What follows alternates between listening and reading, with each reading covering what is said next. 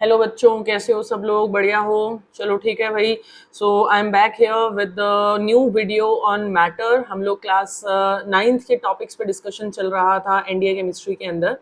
हम लोगों ने मैटर, एलिमेंट, कंपाउंड, मिक्सचर्स के बारे में पढ़ लिया, टाइप्स ऑफ मिक्सचर्स के बारे में पढ़ लिया।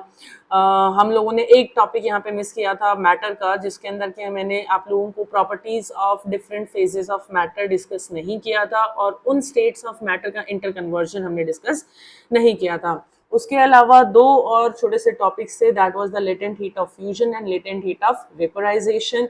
बॉइलिंग पॉइंट क्या होता है, मेल्टिंग पॉइंट क्या होता है, या फ्रीजिंग पॉइंट क्या होता है, ये सारी चीजें हम आज के वीडियो के अंदर डिस्कस करेंगे, और साथ ही डिस्कस करेंगे कुछ प्रीवियस ईयर क्वेश्चंस को। ठीक है, चलो देखते हैं, जरा स्टार्ट करते हैं विद द मैटर। मैटर क्या होता है भाई, हम पढ़ चुके हैं पहले भी। Anything which occupies space and has mass that will be termed as matter, पहले भी पढ़ चुके हैं। हमने कहा था भाई हम मैटर को दो कैटेगरीज में डिवाइड करना चाह रहे थे। पहली कौन सी थी? फिजिकल बेसिस पे हमने डिवाइड किया था। दूसरी कौन सी थी बेटा? केमिकल बेसिस पे डिवाइड किया था। फिजिकल बेसिस पे हम लोग आज पढ़ेंगे, केमिकल बेसिस पे हम लोग दूसरे लेक्चर में, पहले वाले लेक्चर में पढ़ चुके हैं। फिजिकल बेसिस पे हम लोगों को पढ़ना है सॉलिड्स, लिक्विड्स एंड गैसेस की बेसिक कैरेक्टरिस्टिक्स के अलावा, इसके अलावा दो और फिजिकल स्टेट्स के बारे में एनसीईआरटी के अंदर डिस्कशन है। मतलब इन डिटेल नहीं है, बट उन्होंने बताया है कि देयर आर 5 फेजेस या 5 स्टेट्स ऑफ मैटर। एक आपका पास में था, नेक्स्ट था प्लाज्मा, और एक आपके पास में था बोश आइंस्टाइन कंडेंस्ड स्टेट। ये आपके पास में 5 कैटेगरीज थी, जिनमें इन डिटेल डिस्कशन या फिर कंपैरिजन या किसी भी फॉर्म के अंदर आपसे क्वेश्चंस जो पूछे जाते हैं वो सॉलिड्स, लिक्विड्स एंड गैसेस में पूछे जाते हैं। केमिकल हम लोग पढ़ चुके हैं ऑलरेडी। केमिकल में हम लोगों ने पढ़ लिया है भाई प्योर के लिए कौन सा था, हमने पढ़ लिया इम्प्योर के लिए कौन सा था। चाहो तो मैं इनके लिए या इससे रिलेटेड जो वीडियो है उसका लिंक शेयर कर दूंगी, आप उसके अंदर पढ़ लीजिएगा। ठीक है, इसी के साथ मैं उसको अपलोड कर दूंगी। चलो फिजिकल स्टेट्स के अंदर आते हैं हम लोग मैटर की। फिजिकल स्टेट्स के अंदर सबसे पहले मेरे पास में जो स्टेट्स ऑफ मैटर के अंदर सबसे पहली फिजिकल स्टेट है, दैट इज सॉलिड। अब सॉलिड्स के बारे में हम पढ़ चुके हैं that they have definite shape and definite volume, change नहीं हो सकता, फिक्स है। इंटरमोलिकुलर फोर्स बहुत ज्यादा स्ट्रॉन्ग है। इसका मतलब क्या हुआ? इसका मतलब साफ सा है यहाँ पे कि इनके बीच की इंटरमॉलिक्यूलर स्पेस बहुत कम होगी। अगर फोर्स स्ट्रॉन्ग है, इंटरमॉलिक्यूलर फोर्स मतलब मॉलिक्यूल्स के बीच का फोर्स अगर स्ट्रॉन्ग है, तो मॉलिक्यूल्स के बीच की स्पेस बहुत कम रहेगी। आगे ये वाली बात समझ में, मॉलिक्यूल्स कैसे रहेंगे? क्लोजली पैक्ड रहेंगे। अब इस पॉइंट पे क्वेश्चन आया हुआ है एक्चुअली पिछले साल के अंदर। क्या बोल रहा है? That melting point of solid is directly proportional to intermolecular forces. जितना स्ट्रॉन्ग इंटरमॉलिक्यूलर फोर्स होगा उतना हाई मेल्टिंग पॉइंट होगा, क्योंकि उस फोर्स को तोड़ने के लिए उतना ज्यादा टेम्परेचर हम लोगों को देना पड़ेगा। दो तरह के सॉलिड्स आप लोगों ने पढ़े होंगे, आपके पास में होते हैं अमॉर्फस सॉलिड्स, और दूसरा क्या है? Crystalline solids. अमॉर्फस सॉलिड्स क्या होते हैं भाई? उनके अंदर एटम्स का जो भी मॉलिक्यूल्स हैं उनका एक प्रॉपर अरेंजमेंट नहीं होता, वो रैंडमली अरेंज रहते हैं। इसीलिए उनकी ओवरऑल जो फिजिकल कैरेक्टरिस्टिक्स होती हैं वो आपकी लगभग आप किसी भी नॉन डायरेक्शनल रहेंगी। मतलब आप कहीं से भी देखो, आप हमेशा सेम आपको फिजिकल कैरेक्टरिस्टिक्स मिलेंगी, क्योंकि on an average physical characteristics रहती हैं। दूसरा अपने पास रहते हैं क्रिस्टलाइन। क्रिस्टलाइन कैसे होते हैं? ऐसे पार्टिकल्स जो होते हैं जो कि ऑर्डरली अरेंज होते हैं ओवर अ लॉन्ग रेंज। मतलब इनके अंदर एटम्स का एक प्रॉपर अरेंजमेंट रहेगा, एक प्रॉपर सिस्टमेटिक फॉर्म के अंदर ये अरेंज रहेंगे।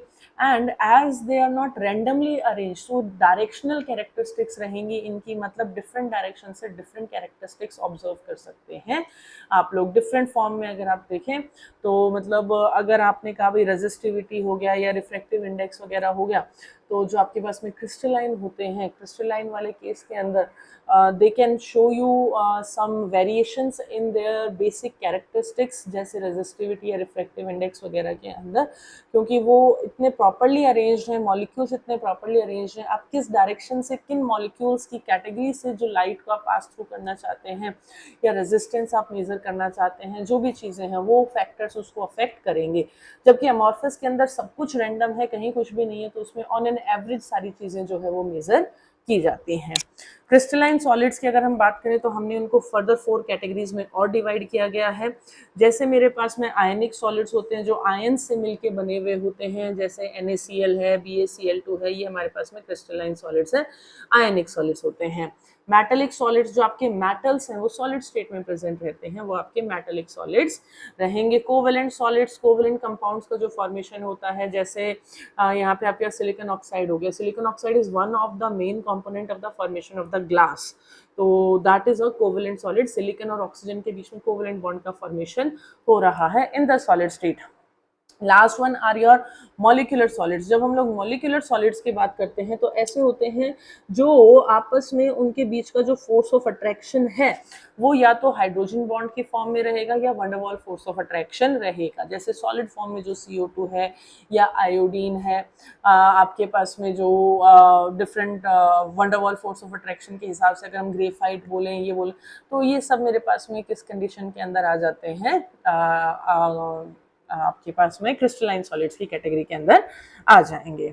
नेक्स्ट जो अपने पास में स्टेट ऑफ मैटर है दैट इज लिक्विड्स। लिक्विड्स की अगर हम बात करें तो they do not have any definite shape, but volume तो फिक्स रहेगा ही रहेगा, क्यों नहीं रहेगा भाई। जो वाटर है that is in the liquid state, तो आप उसको ग्लास में डालो तो ग्लास का शेप ले लेगा, बाउल में डालोगे बाउल का शेप ले लेगा, बॉटल में डालोगे बॉटल का शेप ले लेगा, बट जो वॉल्यूम है वो हमेशा फिक्स रहेगा, शेप का कोई फिक्सिंग नहीं है। They will have a weak intermolecular force of attraction in comparison to solids, in comparison to solids, इसीलिए तो उनकी शेप जो है वो बार बार क्या होती जा रही है, चेंज होती जा रही है, ठीक है।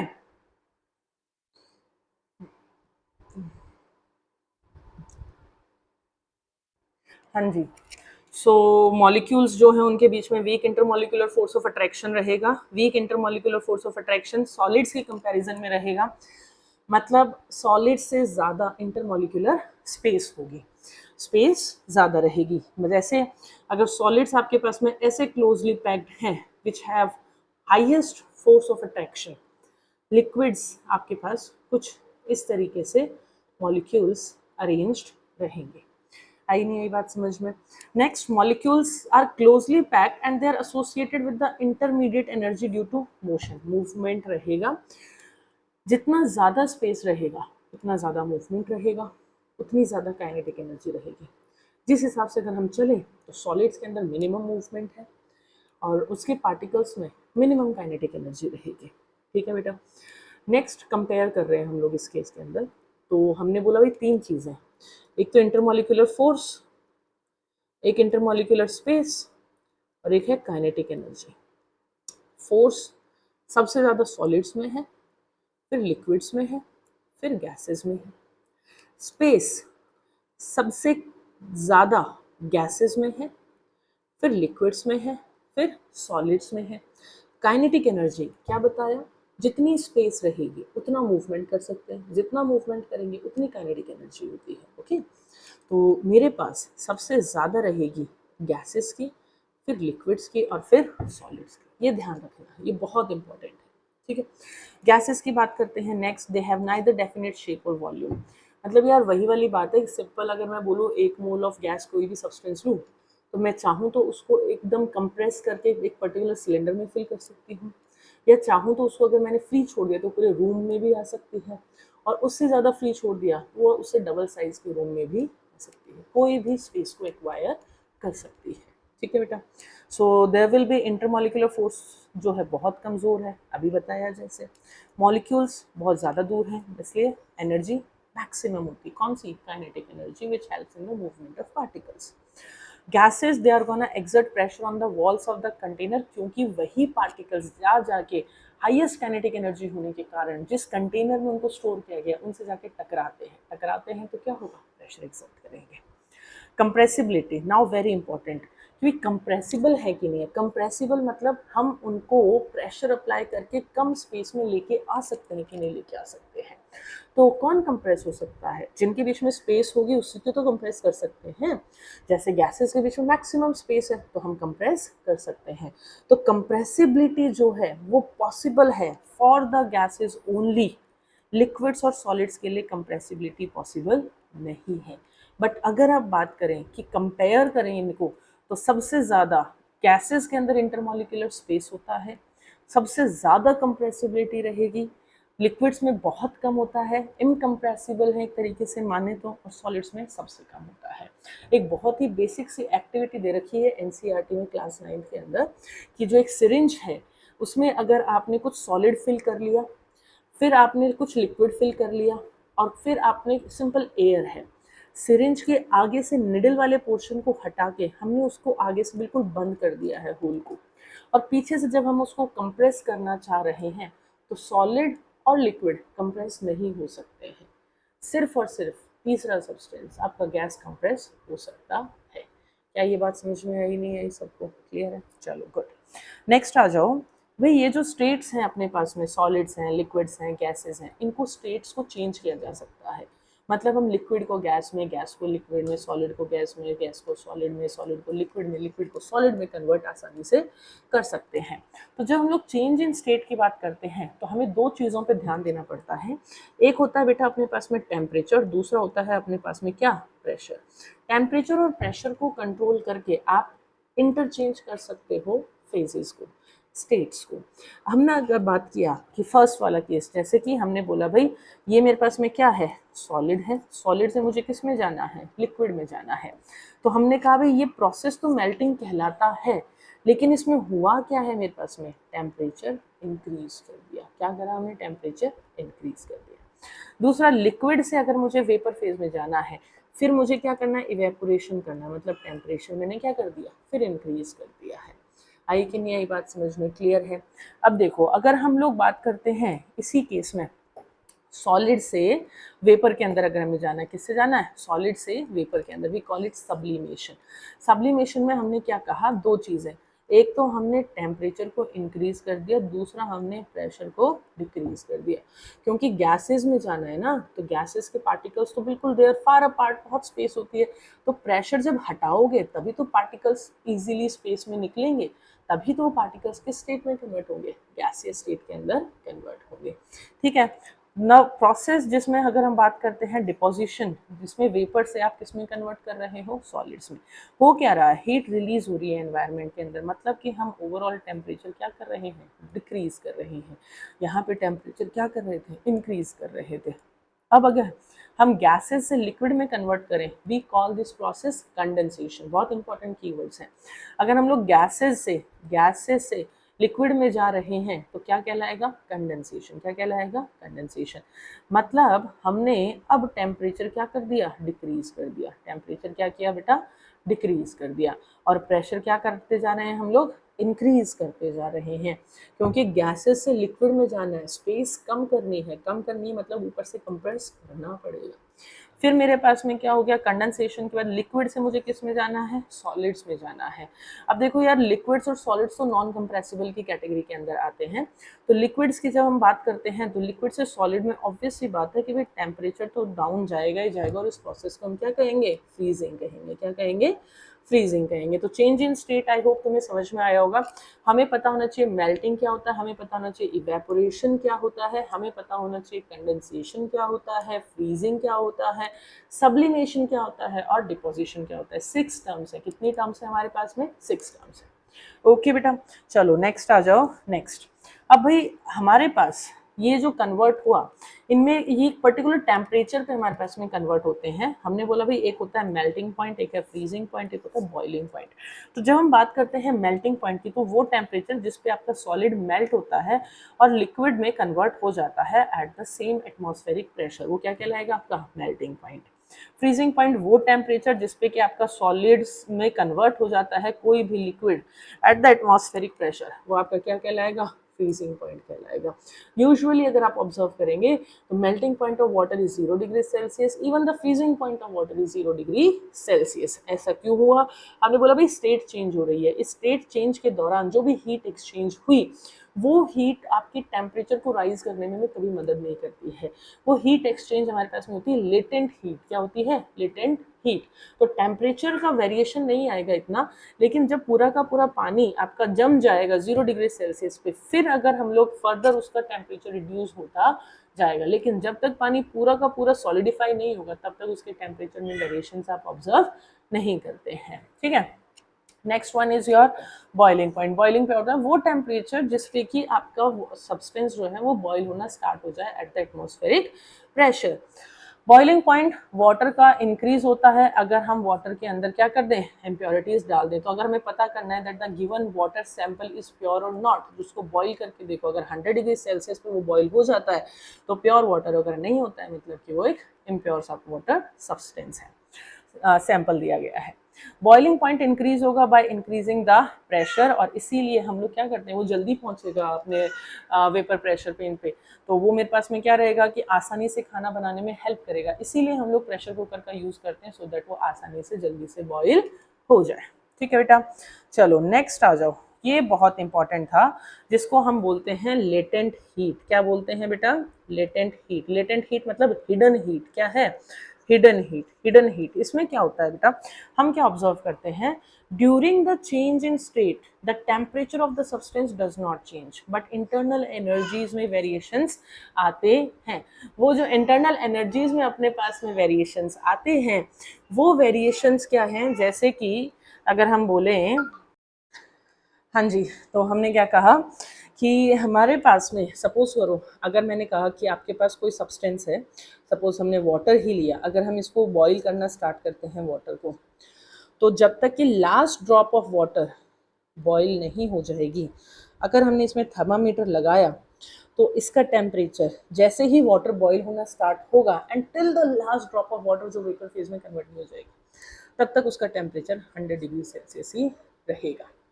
तो इतनी हीट दी हमने, फिर भी 100 डिग्री सेल्सियस से ऊपर टेम्परेचर गया नहीं, कि वाटर तो पहले ही बॉईल होना चालू हो गया था, तभी 100 डिग्री सेल्सियस था, लेकिन उस पूरे वाटर के बॉईल होने तक, लास्ट पॉइंट तक 100 डिग्री सेल्सियस था।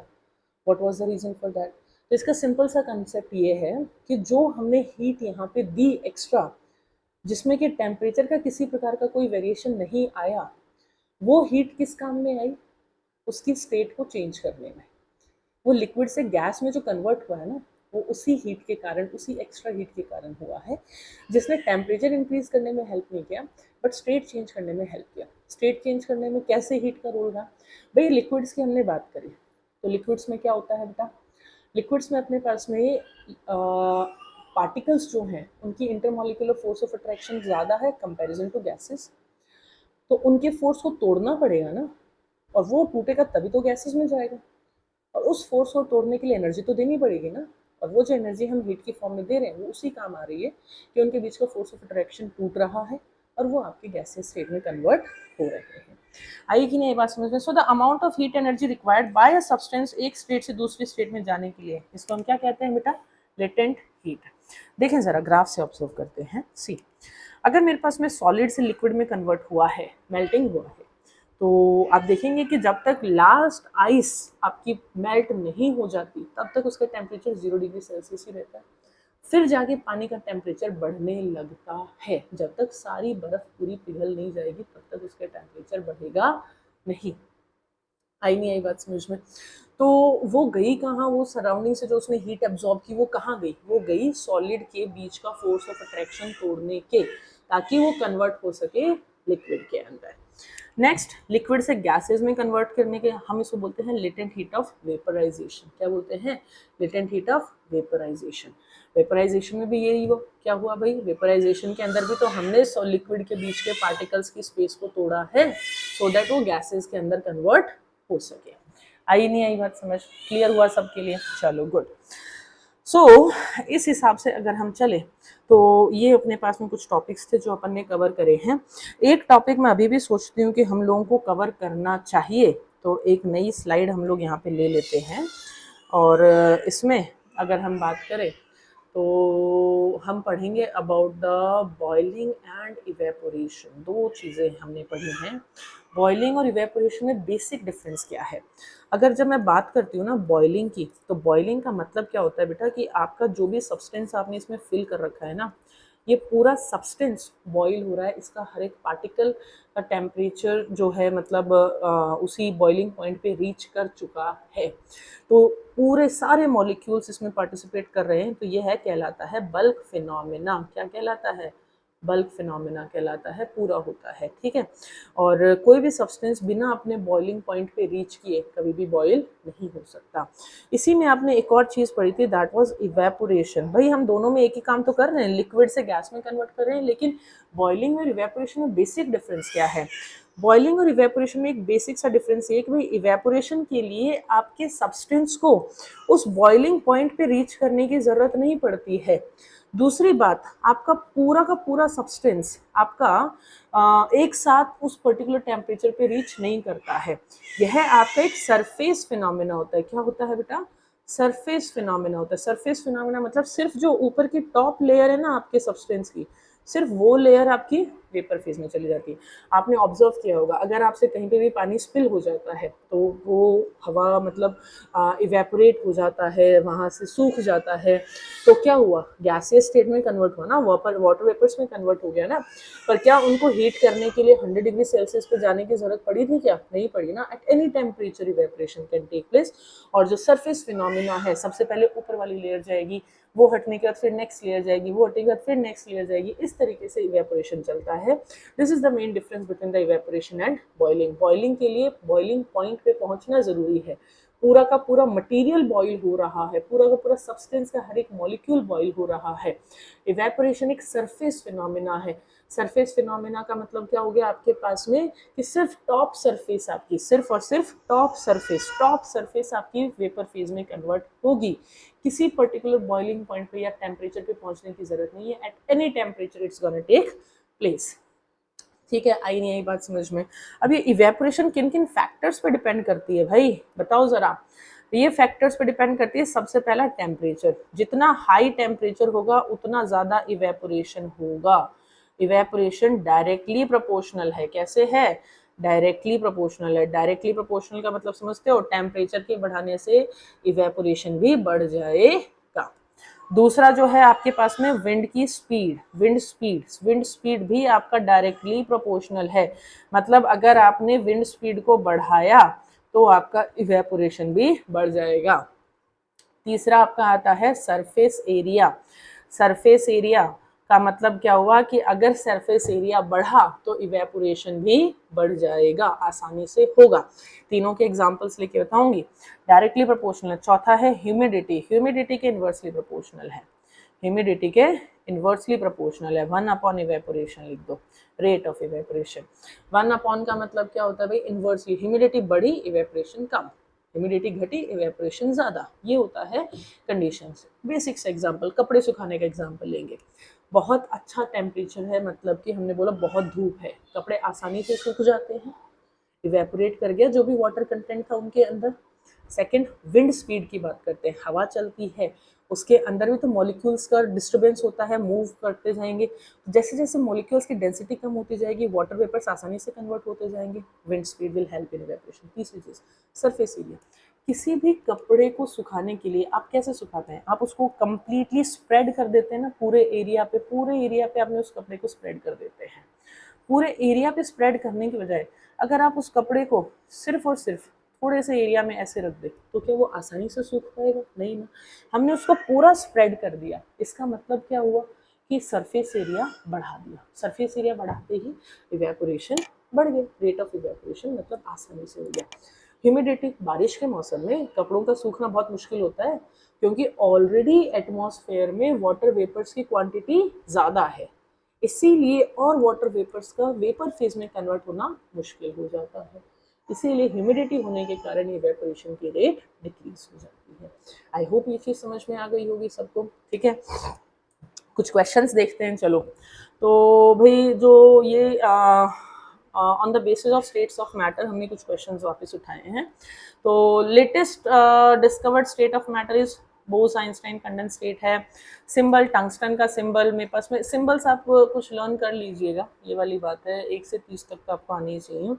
टंगस्टन का W होता है। मैटर अपने सराउंडिंग्स के अंदर अगर हम बात करें तो कंप्रेसिबिलिटी के हिसाब से उन्होंने बोला भाई अरेंज करो। हालांकि हमें पता है सॉलिड्स और लिक्विड्स कंप्रेसिबल नहीं होते हैं, गैसेस ही कंप्रेसिबल होते हैं, तो सबसे सिंपल सा आंसर है कि गैसेस सबसे ज़्यादा कंप्रेसिबल हैं। बाकी हम इन कंपैरिजन टू गैसेस तो फिर स्पेस के हिसाब से आप उनको डाल सकते हो। नेक्स्ट पे अगर हम चले तो जो वो टेम्परेचर जिस पे सॉलिड मेल्ट होता है और बन जाता है लिक्विड एट एटमॉस्फेरिक प्रेशर, उसको कहते हैं मेल्टिंग पॉइंट। और melting point of A solid क्या बताता है कि उनके बीच का स्ट्रेंथ कैसी है, फोर्स ऑफ अट्रैक्शन की स्ट्रेंथ कैसी है। अगर स्ट्रॉन्ग फोर्स ऑफ अट्रैक्शन रहेगा तो मेल्टिंग पॉइंट स्ट्रॉन्ग रहेगा, ज़्यादा रहेगा। वीक फोर्स ऑफ अट्रैक्शन रहेगा तो मेल्टिंग पॉइंट कम रहेगा। ठीक है बेटा। So next one is with solid when solid is heated it turns directly into gas. This process is called sublimation कहलाएगा। क्या कहलाता है बेटा? ये आपके पास में सब्लिमेशन कहलाता है। एक क्वेश्चन और आया हुआ था, कंप्रेसिबिलिटी वाला हमने डिस्कस कर लिया क्या? हाँ, बस ये कुछ क्वेश्चंस थे। और कुछ भी डाउट्स हो, अगर कोई पर्टिकुलर टॉपिक हो जो आप लोगों को पढ़ना हो, आपको समझ में नहीं आ रहा हो, आप मुझे कमेंट बॉक्स में मैसेज कर सकते हैं। मैं वो पर्टिकुलर टॉपिक आप लोगों के लिए नेक्स्ट वीडियो के अंदर लेके आऊँगी। So till then take care, bye bye. और 3 सितंबर को एग्ज़ाम है, तैयारी करते रहिए। कहीं कुछ प्रॉब्लम्स आती हैं तो सब सॉर्ट आउट हो जाएंगी, किसी चीज़ का लोड लेने की ज़रूरत है नहीं। अपना सिलेबस कंप्लीट करो और मल्टीपल नंबर ऑफ टाइम्स आप उसका रिवीजन करो। ठीक है भाई, चलो till then take care, bye bye, thank you so much. And if you are liking the content which I am sharing with you, then please share with your friends also and do subscribe my channel. Thank you so much.